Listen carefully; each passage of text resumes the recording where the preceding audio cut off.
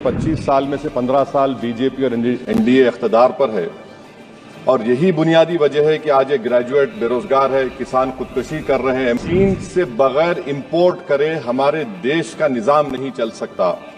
ये सब जिम्मेदारी हुकूमत पर आयद होती है। सर वजीर आजम कहते हैं कि मुल्क विकसित भारत की राह पे है। मैं कहना चाहता हूं कि ये उस वक्त तक मुमकिन नहीं है जब तक इस मुल्क की 80 करोड़ आवाम फ्री राशन के बगैर जिंदा नहीं रह सकती। विकसित भारत उस वक्त तक मुमकिन नहीं है जब हमारे मुल्क के बच्चों को जो पढ़ना नहीं आता, प्रॉपर सेंटेंस नहीं लिख सकते। विकसित भारत इस वक्त तक मुमकिन नहीं है सर जब देश के 15% मुसलमानों को तालीम से, रोजगार से, सियासत, इंतजामी और गवर्नेंस से मजहबी तासुब की बुनियाद पर खारिज कर दिया जाता है। हर साल 1.3% की कमी हुए, यानी हर साल वतन अजीज के शहरी गरीब होते हैं और बरसर इख्तिदार की जमात की दौलत में इजाफा होता है। 750 उन्होंने अपने नए पार्टी ऑफिस पूरे देश में खोले हैं और एक गरीब को PMAY में बगैर रिश्वत करप्शन के घर नहीं मिलता। सर मैं इस बजट की मुखालिफत में बोलने के लिए खड़ा हूं और इस बात को ज़हन नशीन करनी चाहिए सर कि पिछले 25 साल में से 15 साल बीजेपी और एनडीए इख्तिदार पर है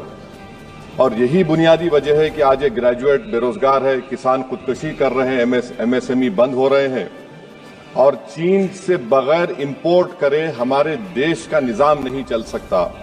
ये सब जिम्मेदारी हुकूमत पर आयद होती है। सर वजीर आजम कहते हैं कि मुल्क विकसित भारत की राह पे है। मैं कहना चाहता हूं कि ये उस वक्त तक मुमकिन नहीं है जब तक इस मुल्क की 80 करोड़ आवाम फ्री राशन के बगैर जिंदा नहीं रह सकती। विकसित भारत उस वक्त तक मुमकिन नहीं है सर जब हमारे देश की लड़कियां न्यूट्रिशन और तालीमी मौके उनको बच्चों की तरह नहीं मिल जाते। सर विकसित भारत उस वक्त तक मुमकिन नहीं है जब हमारे मुल्क के बच्चों को जो पढ़ना नहीं आता, प्रॉपर सेंटेंस नहीं लिख सकते। सर विकसित भारत उस वक्त तक मुमकिन नहीं है जब इस देश की बहुत बड़ी आबादी गरीब है, एब्जेक्ट पॉवर्टी में है। विकसित भारत इस वक्त तक मुमकिन नहीं है सर जब देश के 15% मुसलमानों को तालीम से, रोजगार से, सियासत, इंतजामी और गवर्नेंस से मजहबी तासुब की बुनियाद पर खारिज कर दिया जाता है। सर 2014 से रियल वेजेस में गिरावट आई है या स्टैग्नेशन हुआ है। हर साल 1.3% की कमी हुए, यानी हर साल वतन अजीज के शहरी गरीब होते हैं और बरसर इख्तिदार की जमात की दौलत में इजाफा होता है।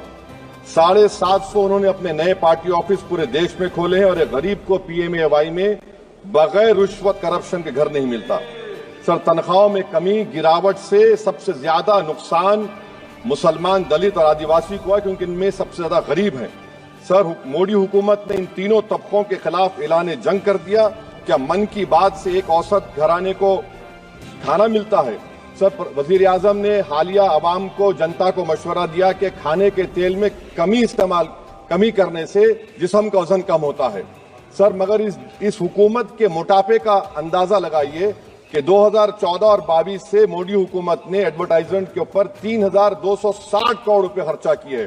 तो मालूम हुआ कि देश के प्रधानमंत्री मोदी जी एक एग्जाम वॉरियर भी हैं और एक डाइट कोच भी हैं। सर खाने के तेल का होलसेल प्राइस इंडेक्स 2014 में 104 था, 2022 में 182 हुआ, 2024 में 145 होता है। ये पॉलिसी हुकूमत किसके लिए बनाती है? गरीबों के लिए नहीं बनाती, हम जानते हैं।